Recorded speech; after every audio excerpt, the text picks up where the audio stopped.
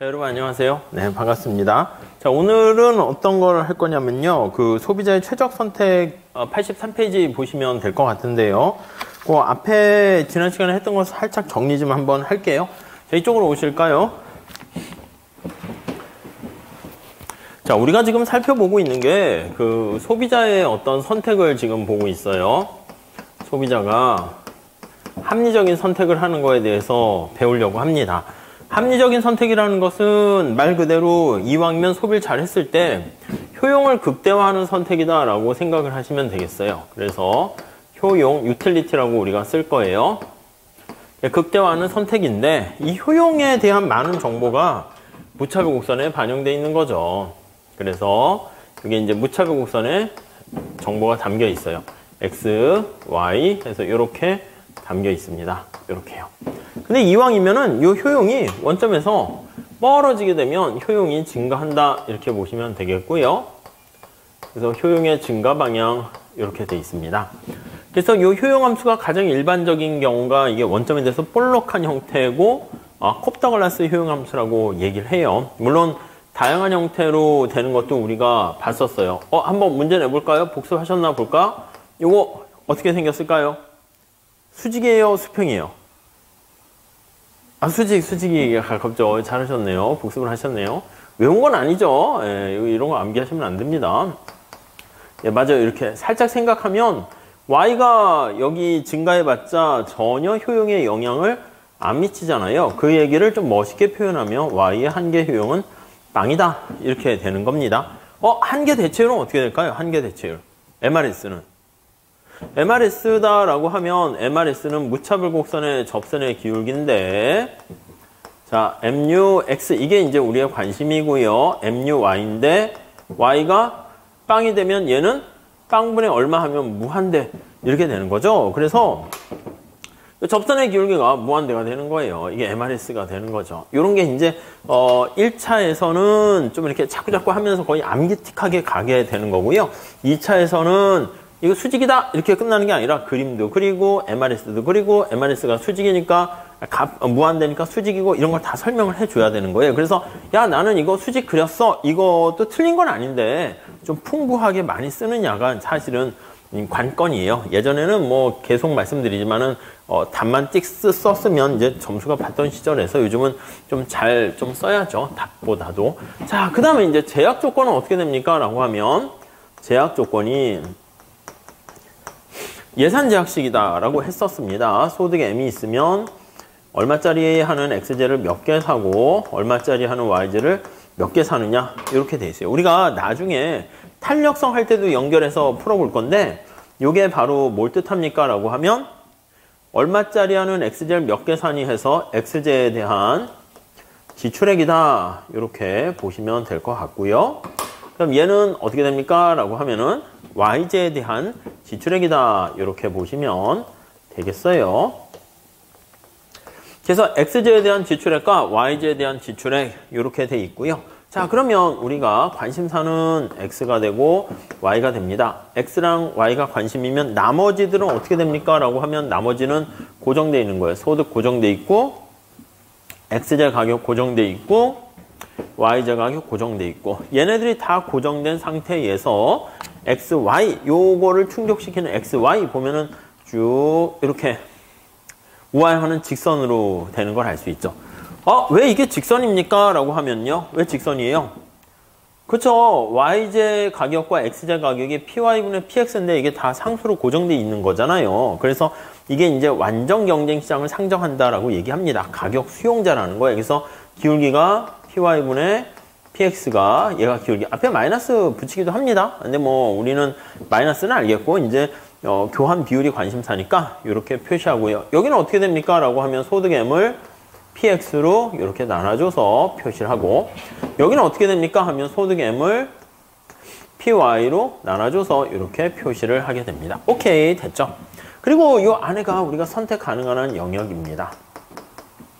자, 그래서 이게 구입 가능한 영역이에요. 이거를 구입 가능한 영역이고요. 우리가 이제 나중에는 이거를 구입 가능한 영역을 그냥 구입 상품 가능한 바구니 해서요. 그냥 구매력 이렇게 쓸 거예요. 아셨죠? 같은 말이에요. 구매력. 그리고 구입 가능한 영역이라는 건 구매력이라는 건 이 바구니에다가 XY를 몇 개 담을 수 있는가의 능력을 나타내는 거니까 이게 바로 진짜 소득이에요. 이게 실질 소득이라고 얘기하면 되겠어요. 자, 그래서 뭘 말씀드리려고 하는 거냐면 우리가 뒤에 나중에 실질 소득이 증가한다, 실질 소득이 감소한다 이런 표현을 쓸 건데 그 얘기는 요 예산선 영역이 커졌느냐, 작아졌느냐 이렇게 생각을 하시면 되겠습니다. 하셨죠? 여기까지 우리가 봤어요. 근데 요거 이제 변화하는 걸 이제 한번 봅니다. 얘가 이제 변화해요. 우선 첫 번째. 자, 우선 소득이 증가한다고 할게요. 소득이 증가 시 이렇게 소득이 증가 시 자, 그러면 소득만 증가하는 거를 상정할게요. 그러면 X 가격과 Y 가격은 그대로 가만히 있으면서 소득만 증가하게 되면 예산선이 어떻게 됩니까? 라고 하면 예산선이 이렇게 있다가 얘가 이렇게 상방으로 평행하게 밖으로 가게 됩니다. 이렇게 그러니까 이렇게 평행하게 네, 밖으로 이동한다. 이렇게 정리를 하시면 되겠고요. 오케이, 이거 잘 보시고 다음에 X제 가격이 변할 수 있죠. Y제 가격도 변할 수 있죠. 근데 Y제 가격은 안 할 겁니다. 이게 뭐 헷갈리지 않아야 되기 때문에 그냥 X제 가격 하나만 하세요. 그래서 X제 가격이 어떻게 상승하는 거 할까요? 하락하는 거 할까요? 예, 아무거나 해도 상관없어요. 근데 상승하는 거 하면은 예산선이 이게 안쪽으로 가파르게 되는데 이 그림이 답답하잖아요. 안 그래도 속 터지는데 이해가 안 돼서. 그러니까 이렇게 넓게 쓰세요. 아셨죠? 그러면 여기 보시면 X의 가격이 하락하는 걸로 할게요. 하락하면 여기 보시면 X의 가격이 하락하니까 이렇게 되면 여기 X축 절편이 이쪽으로 가고요. 기울기는 X의 가격이 하락하면 기울기 완만해지고요. 되셨죠? 얘는 X 가격과 전혀 상관이 없잖아요. 그래서 예산선이 저 세 개를 종합을 해보면 이런 식으로 밖으로 회전 이동하게 되고요. 여기서 우리가 건드리고자 하는 게 뭡니까 하면 이거 변하는 것도 있지만 여기요. 여기 나와 있는 예산선 영역이 커지는 실질 소득이 증가하는 것을 알 수가 있습니다. 아셨죠? 이렇게 보시고 다음 세 번째는 Y의 가격도 뭐 하락하는 거 해도 되는데 따로 뭐 하진 않도록 합시다. 네, 이렇게 합시다. 자, 그럼 이게 우리가 살짝 본 거고, 요거는요, 조금 이제, 요게 이제 기본적인 그림이 되고, 참고할게요, 참고. 여러분, 어떤 게 있냐면, 여러분들, X제 소비를 하다가, 뭐, 10개 이상 사면, 아니면 2개 이상 사면, 2 플러스 1 이런 거 해주는 거 있잖아요. 그럼 원래는 요렇게 있다가, 2개를, 여기가 하나, 2개, 1개, 2개 샀어요. 근데 2개째 사면은 X제를 하나 더 준다고 할게요. 그럼 어떻게 돼요? 만약에 하나에 500원짜리인데 2개 사버리면 원래 1000원 들어야 되는 건데 하나 더 줘서 2 플러스 1 하면은 1000원 갖고 3개 사는 거잖아. 그러면 개당 500원짜리를 개당 333원에 구입을 하니까 가격이 싸지는 거예요. 그러니까 이게 2개 이상 사면 하나 덤으로 갖게 되는 거. 아니면 2개 이상 사면은 이렇게 할게요. 여기가 2개라고 하는데 X 뭐 제로라고 할게요. 이상 구입 시 가격을 만약에 할인해 준다고 할게요. 50% 뭐 할인 이렇게 해준다 합시다. 그럼 예산선이 어떻게 되냐면 이렇게 변해요. 이렇게. 그러면 여기서 이렇게 굴절돼서 꺾인다라는 것을 우리가 알 수가 있겠습니다. 요거 하나 있고 만약에 하나만 더 합시다. 자, 너무 많이 사람들이 구입하면 안 되니까 자, X제를 2개 이상 구입을 절대 못합니다 하고 2개 이상은 구입이 금지 이렇게 돼 있다 합시다. 자, 예산선이 이렇게 있으면 X, Y 예산선이 이렇게 있는데 쭉 얘가 2개예요. 2개 이상 살 수 없어요 이렇게 됐다 합시다. 그러면 2개 이상 구입이 금지 이렇게 돼 있다 합시다. 그럼 이게 오른쪽으로 못 가는 거예요. 그럼 이게 예산선이 이렇게 변하는 거예요. 이렇게요. 아시겠죠? 자, 요거를 상상을 한번 해볼까요? 여러분, 잠깐 해볼게요. 원래 예산선이 하얀 색깔이었는데요. X의 가격이 하락하게 되면 기울기가 완만해지는 거 아시겠죠? X의 가격이 비싸지면 어떻게 된다고요? 기울기가 가팔라질 거예요. 그럼 여기서부터 가팔라질 거예요. 이거. X의 가격이 비싸지는 거예요. X의 가격이 비싸지는 거예요. 상승하는 거예요. 비싸죠. 자, 그러면 여기서부터 X의 가격이 더 비싸지면은 여기서 노란 색깔로 이렇게 해서 더 비싸지는 거 알겠죠? 자, 그러면 이게 X의 가격이 이게 만약에 수직선이 돼버리면은 이거는 뭘 뜻하는 걸까요? 이거는 X의 가격이 굉장히 비싸지는 거예요. 그럼 예산선의 기울기가 PY분의 PX잖아요. 그럼 이게 어떻게 되냐면 PY분의 PX가 거의 무한대가 되는 거예요. 이 얘기는 뭐냐면 금지는 아니고 사실은 팔긴 파는 거예요.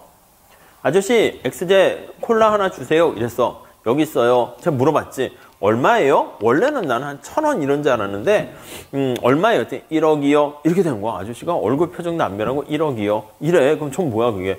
장난해요가 아니라 아저씨가 뭐라는 거야? 너한테 안 팔어. 이렇게 되는 거지.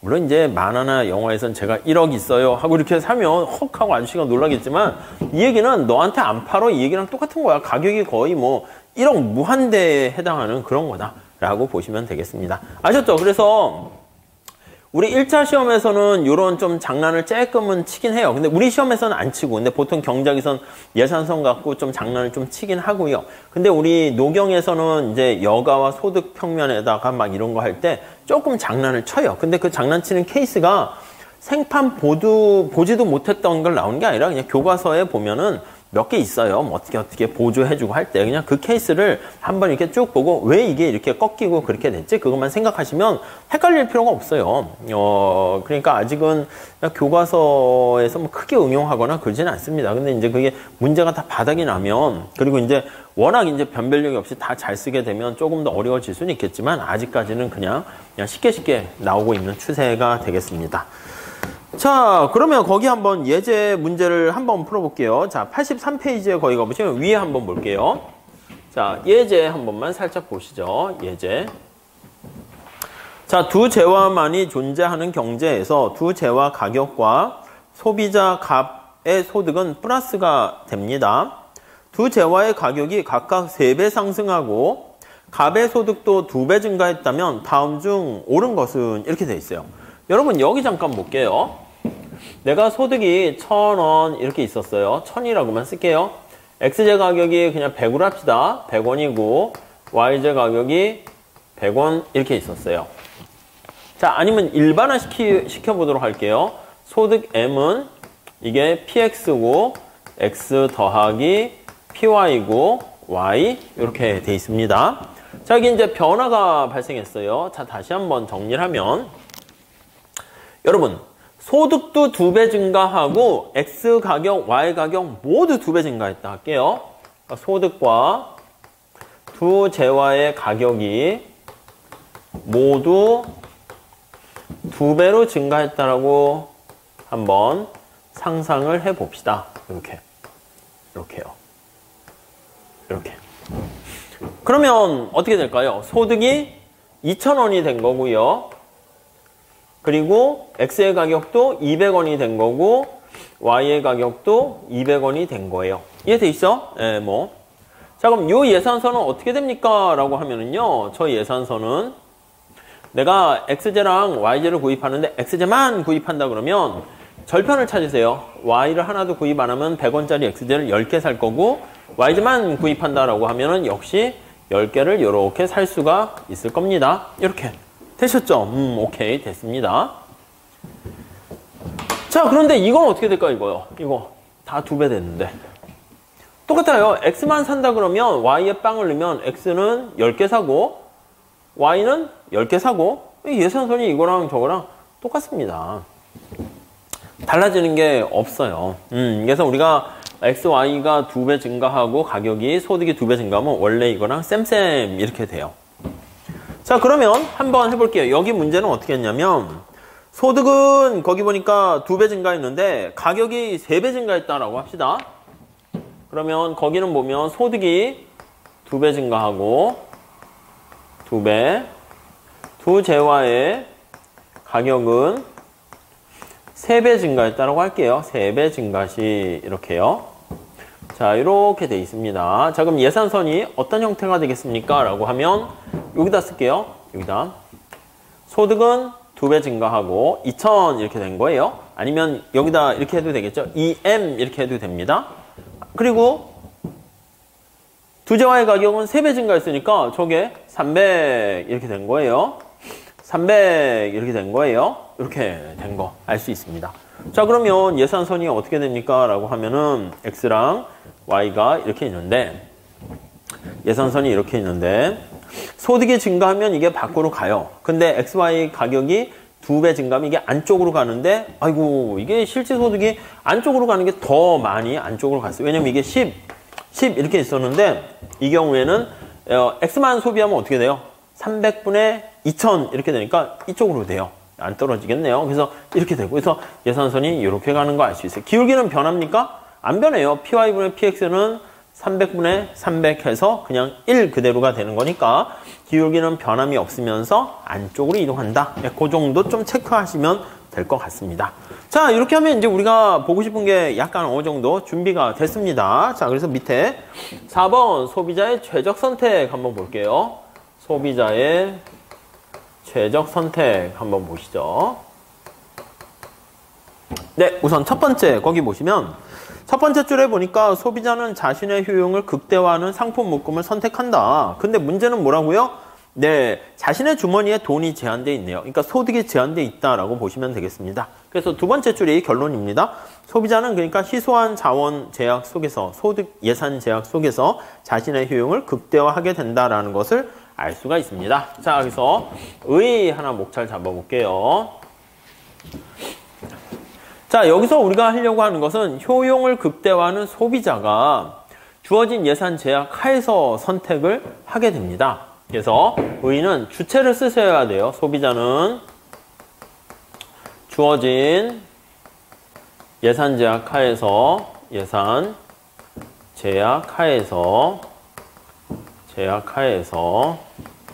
효용을 극대화하는 선택을 합니다. 효용을 극대화하는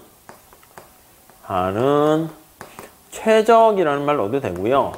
선택을 우리가 하려고 합니다. 오케이. 끝! 이렇게 돼 있습니다. 의.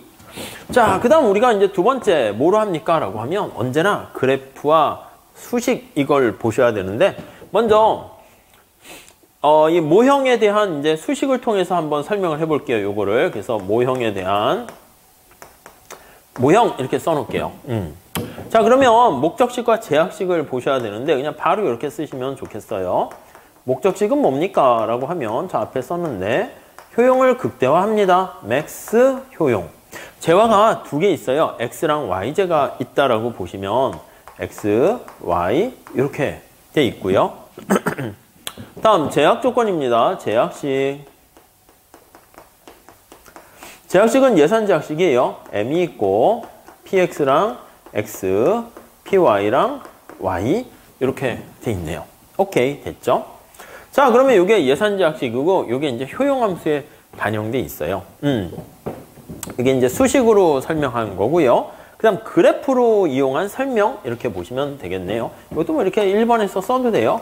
수식으로 이용한 표현 이렇게 해주시고 그 다음에 두 번째 그래프를 이용한 표현 이렇게 한번 해볼게요. 자, 우선 첫 번째는 우리 예산 제약식은 여기 보시면 우화하는 직선에 선택 가능한 영역으로 이렇게 표시를 할 수가 있습니다. 자, 이게 예산선이죠? 쭉 보시면 얘가 예산선에 반영이 됩니다. 이렇게요. 자, 우선 첫 번째는 여기 보시면 여기 절편 쓰셔도 되고 여기 쓰셔도 되는데 안 쓸게요. 지저분하니까 저 앞에 한번 잘 해두시고 그래서 만약에 나중에 뭐 이건 아니긴 하지만 여기 절편과 기울기 뭐 이런 것도 표시해 주시면 좋겠죠. py분의 px 이렇게 마이너스 이렇게 붙여주셔도 되고요. 자, 그 다음에 효용함수는 어떻게 됩니까? 하면 이 효용함수는 무차별 곡선으로 반영돼요. 이건 이제 주어지게 됩니다. 주어지게 되는데 여기다가 표현을 하게 되는 거죠. 이렇게 해서 표현하면 무차별 곡선이 여기서부터 이렇게 되는 게 무차별 곡선이 있고 여기도 이렇게 되는 게 무차별 곡선이 있고 자, 그래서 여기 보시면 요 점을 선택할 수도 있고 요 점을 선택할 수도 있고 요 점을 선택할 수도 있고 이해되시죠? 그래서 내가 만약에 A점을 선택할 수도 있고 B점을 선택할 수도 있고 C점을 선택할 수도 있어요. 자, 다 선택할 수 있고 여기는 선택할 수 없습니다. 여기 D점을 선택하게 되면 무차별 곡선이 원점에서 훨씬 더 먼 상황이긴 한데 이 D는 선택을 할 수 없다라는 것을 알 수 있어요. 그러니까 우리의 고려 대상에서 제외할 겁니다. 우리가 선택할 수 있는 거는 여기 나와 있는 하얀 색깔 이렇게 정리하시면 될 것 같아요. 오케이? 이해되시죠? 자, 그러면 여기 한번 볼게요. 효용 극대화되는 선택, 이걸 볼 건데 우리 책에도 그려놨습니다. 그래서 다음 페이지에 거기 보시면 83페이지 두 번째 단락에 보시면 자, 합리적인 선택은 무차별 곡선과 예산선을 이용해서 설명할 수 있는데 그림에서 설명하는 것처럼 일반적으로 우하향하는 원점에 대해서 볼록한 무차별 곡선을 하게 되면 원점에서 더 멀어질 때 효용이 증가하게 됩니다. 근데 단 어떻게 해야 된다? 주어진 예산선을 감안해야 됩니다. 예산선 밖에 있는 거는 선택할 수가 없게 돼요. 그래서 주어진 예산선상에서 효용을 극대화한다라고 하면은요, 여기 B점이 가장 효용 극대화가 달성되는 거예요. 원점에서 가장 머니까.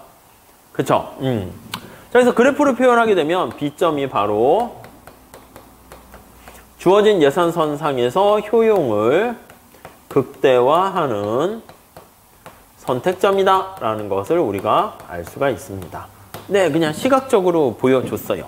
자, 그럼 세 번째 말로 표현할게요. 그래서 서술적인 표현 봅시다. 서술적으로 표현해 봅니다. 그러니까 억지로 해도 식, 그래프, 뭐 수식 이렇게 다 좀 표현하려고 노력하셔야 돼요.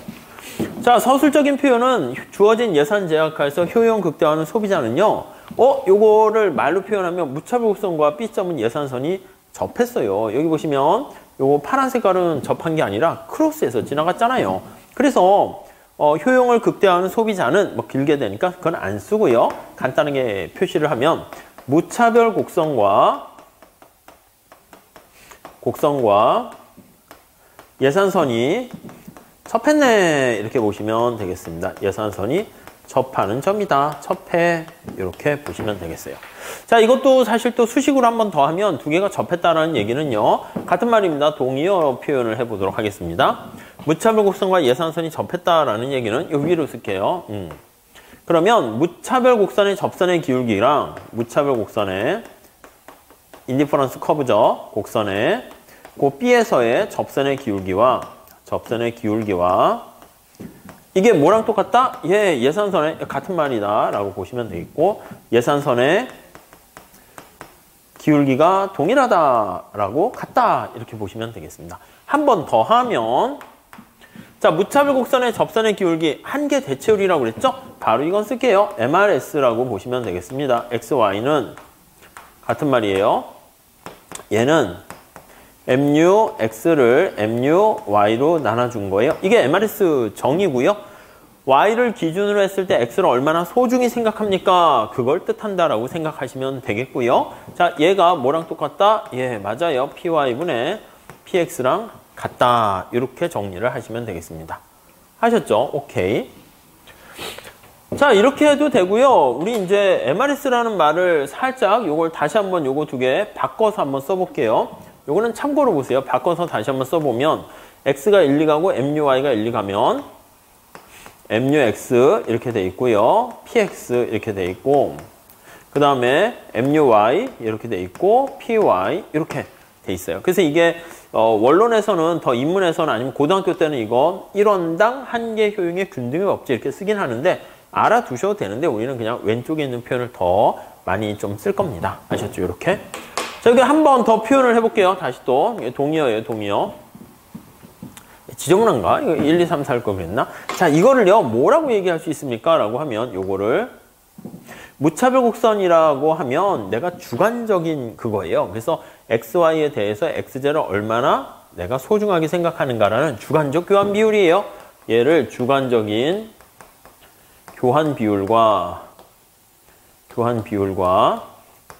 그리고 PY분의 PX 얘가 객관적인 교환 비율이에요. 왜냐면 이게 시장에서의 가격은 무수히 많은 사람들이 막 서로 합의를 해가지고 결정한 거 아니겠습니까? 우리도 객관식 시험을 보는 거예요.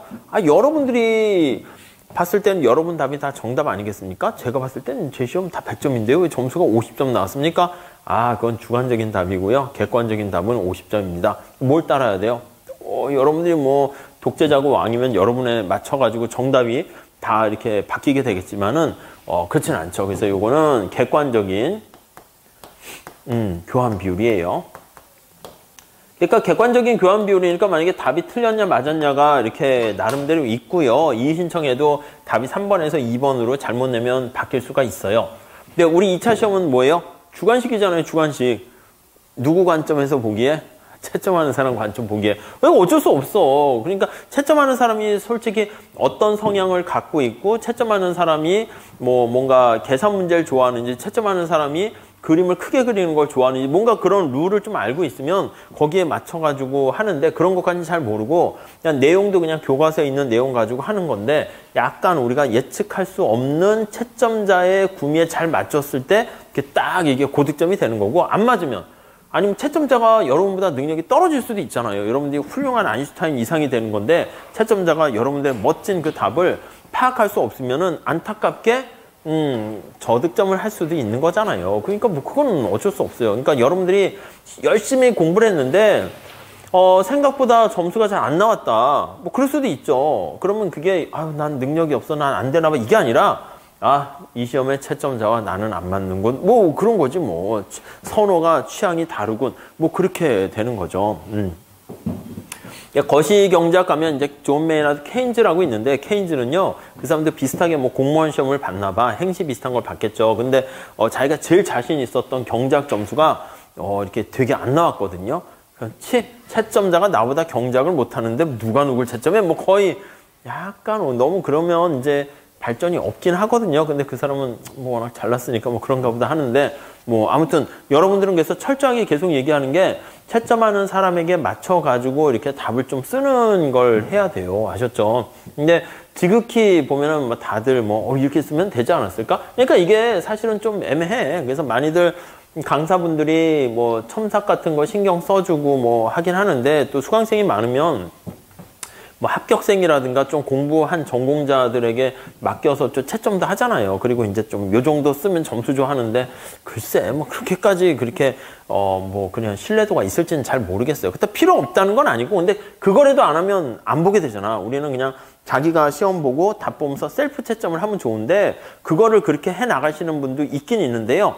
되게 힘들고 지루한 싸움이에요. 그러니까 사실은 채점을 해주거나 첨삭을 해주면 그러니까 또 어떤 측면에서 봤을 때는 약간의 검증이 됐는데 좀 이렇게 수강생이 아주 많지 않은 경우가 또 괜찮아. 그러면 막 담당하는 강사님, 교수님 따라가면서 이거 자꾸 질문할 수가 있죠. 근데 너무 많으면 그 뭐 질문하기도 쉽지는 않죠. 그러니까 뭐 다 장단점이 있습니다. 그리고 뭐 그런 거예요. 그러니까 뭐 여러분들이 뭐 잘 모르겠지만 이제 뭐 주말반도 시작이고 할 텐데 어떤 선생님을 선택했으면 그냥 다 제가 봤을 땐 신림동에 있는 선생님 다 괜찮아요. 아니면 딴 데 있는 분들 다 괜찮으니까 그냥 믿고 대신 질문을 많이 해가지고 이렇게 막 거의 뽕을 뽑을 정도로 막 하는 게 그게 더 남는 장사지 뭐. 보지도 못하고 이렇게 하려면 못하러 실감을 들어. 그냥 인강으로 들으면 되고 또 첨삭도 뭐 만약에 다른 분들이 막 해준다 그러면 그냥 그래요. 그냥 여러분들이 셀프 채점하는 게 더 나을 수도 있죠. 뭐 그렇습니다. 아셨죠?